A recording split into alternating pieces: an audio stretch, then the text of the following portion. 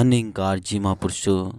महापुरुषों, बहुत ही सुंदर विषय, बहुत ही सुंदर टॉपिक आज के विचार हैं और दास निवेदन करता है कि आप ध्यान से सुने, क्योंकि इस ध्यान से सुनने से हम सब बात समझ पाते हैं और दूसरा इस निरंकार परमपिता की रहमतें भी प्राप्त हो पाती हैं। क्योंकि हम जब वीडियो सुनते हैं या बोलते हैं तो एक सत्संग का रूप ही, एक भक्ति का रूप ही होता है। दास निवेदन कर रहा है कि अगर आपने अभी तक चैनल को सब्सक्राइब नहीं किया, चैनल को सब्सक्राइब कर दिए और बेल आइकन भी प्रेस कर दीजिए।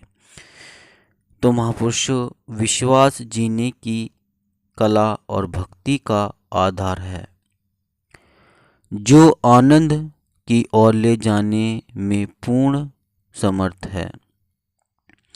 गुरुदेव रविंद्रनाथ टैगोर का कथन है कि विश्वास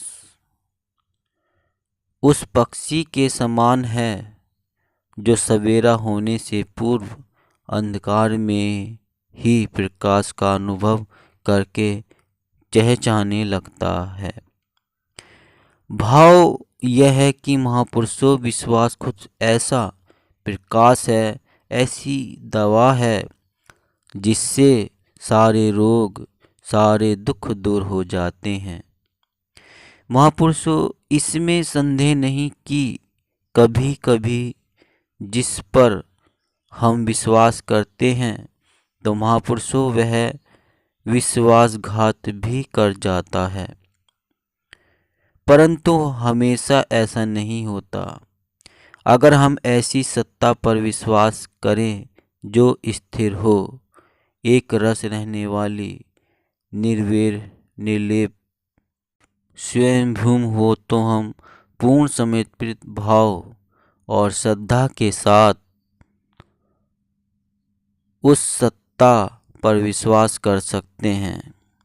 महापुरुषों, इसमें हमारे जीवन में भक्ति की धारा प्रवाहित होने लगती है और हमें आनंद का अनुभव होने लगता है तथा विश्वास, भक्ति और आनंद तीनों का तारतम्य बना रहता है।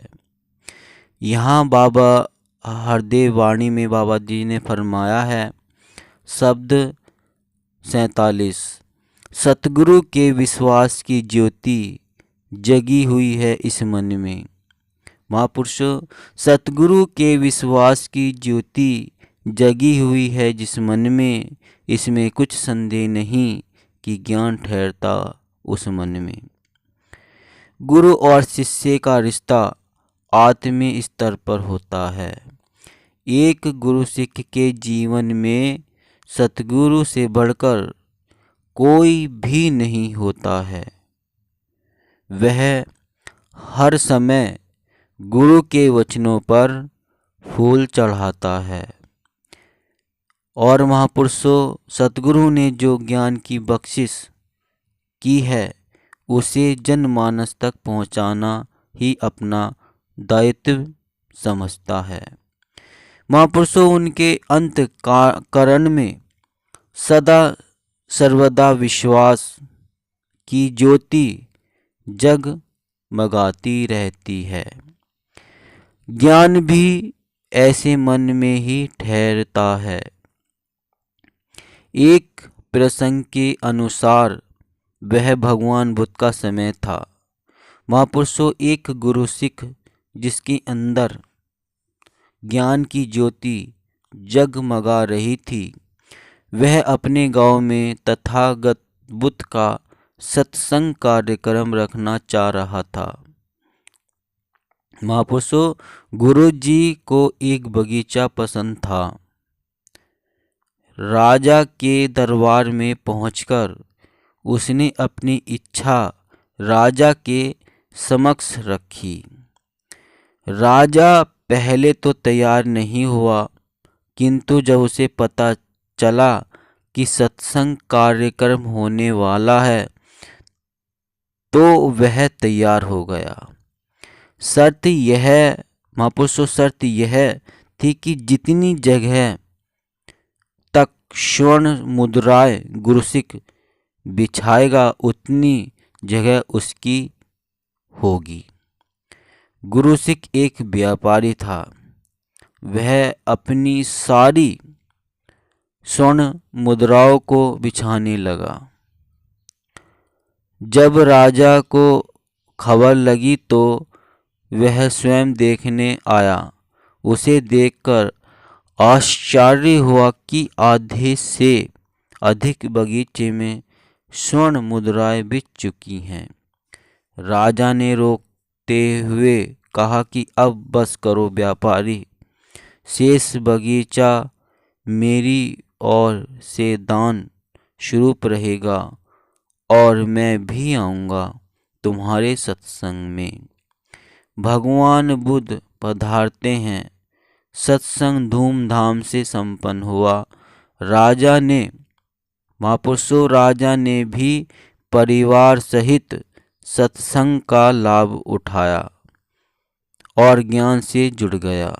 महापुरुषों, यही जज्बा गुरु सिख के मन में होता है, क्योंकि गुरु के विश्वास की ज्योति जगी हुई थी और मानवता को लाभान्वित करना भी उद्देश्य था।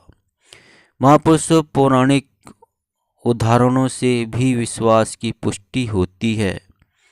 वीर घटोत्कच ने पांडव पुत्र महाबली भीम को बांधकर बलि देने जा रहा था, किंतु जब उसकी मां हिडिंबा, जो भीम की पत्नी थी, ने कहा ये तुम्हारे पिता हैं, तो घटोत्कच तुरंत मां की बातों पर विश्वास करता है और नतमस्तक हो जाता है। विश्वास दो प्रकार के होते हैं, सब्जेक्टिव और ऑब्जेक्टिव। माँ बच्चे से कहती है ये तुम्हारे पिता हैं। धीरे धीरे बच्चा उसी ओर देखता है, अपना सिर घुमाता है। ये हुआ सब्जेक्टिव विश्वास। जब वह कुछ बड़ा होता है तो और कुछ अनुभव करता है कि पिता उंगली पकड़कर विद्यालय ले जाता है। अनुभव करता है कि पिता उंगली पकड़कर विद्यालय ले जाता है, घुमाने ले जाता है, मिठाई या चॉकलेट देता है, गिरने पर उठाकर प्यार करता है, तो विश्वास बढ़कर प्रेम में रूपांतरित हो जाता है।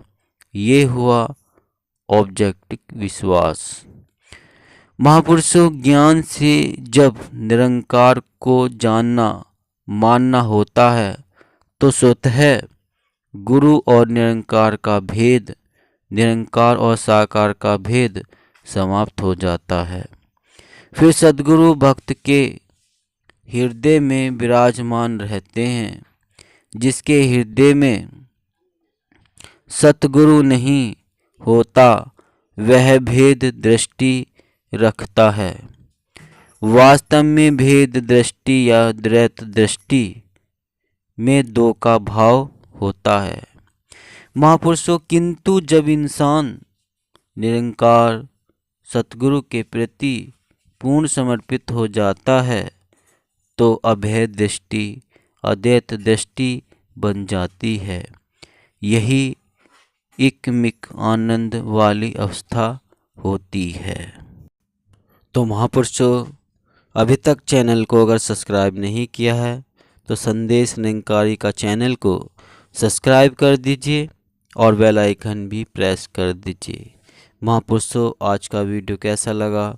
अगर भजन अच्छा लगे तो आप वीडियो को लाइक कर सकते हैं और सभी संत महापुरुषों को शेयर भी कर सकते हैं। तो दास मनीष फिर मिलता है नेक्स्ट वीडियो में, और जब तक के लिए आपके चरणों में दास का प्यार भरा धन्य निरंकार जी।